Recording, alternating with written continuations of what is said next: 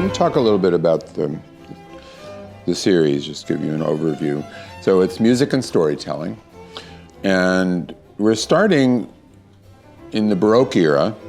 And first of all, the Brandenburg Fifth is such a great opening of a festival. It's so joyous, and I'm looking forward to playing with Emi Ferguson, which I haven't done yet, but I heard her play, I loved her playing.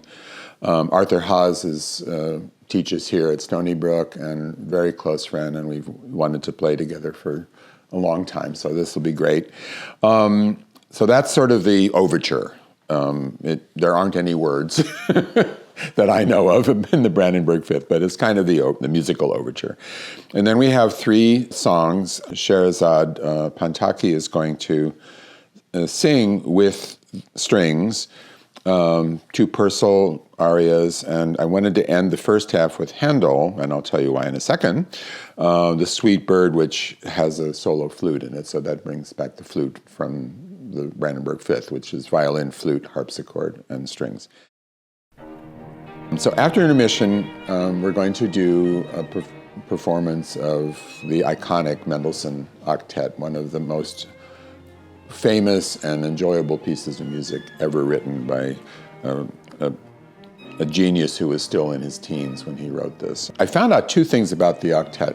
One I always knew because it's obvious. In the last movement, there's a fugue on the music from Handel's Messiah.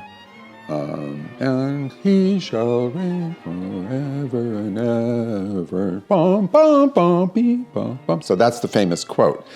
Well, what I didn't know, I had read that Mendelssohn had played for Goethe at one point, the young Mendelssohn as a child prodigy. What I didn't realize is that I had read somewhere that the scherzo, the famous scherzo from the Mendelssohn Octet, was based on a scene from Faust. And now I've been reading more about it, that Larry Todd, who wrote this wonderful biography of Mendelssohn, talks about that he thinks the whole piece actually has to do with Faust. So that's pretty cool that I programmed that without really knowing that, because of what happens at the end of the festival, but we'll get to that. So yeah, the devil is in there somewhere, okay?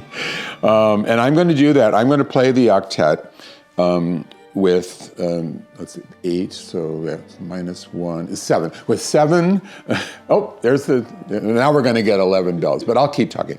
We're going to have 7 of the young artists, string players, playing that with me. And then the other one who gets left out of that is going to play the music, I guess it's from the plaint, which has a solo violin in it.